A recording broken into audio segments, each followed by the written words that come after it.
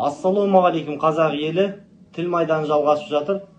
Достар, 30 наурызда 2023 жылы қасиетті Рамазан айында Қазақстанның ұлтшылдар тіл жанашырлары басқосу өткіземіз.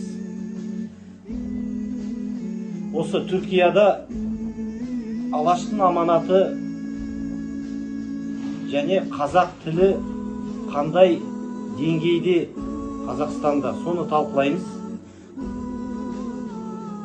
Осы конференцияға қатысам деген ұлтшыл тіл жанашырлар маған хабарлассаңыздар, менің байланыс телефоным +380 680 25 27 25.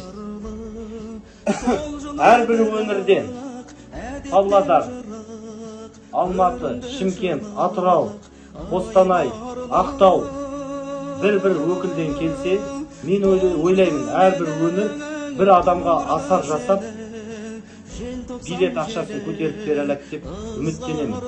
Осындай жерде ауызбіршілік, бір-бірімізді қолдап, осындай тіл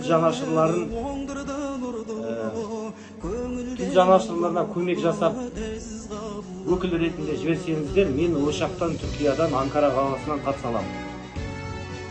Мысалы, Павлодар қаласынан Руза апай. Павлодардың қазақтары, мен ойлаймын, Руза апайды асар қылып,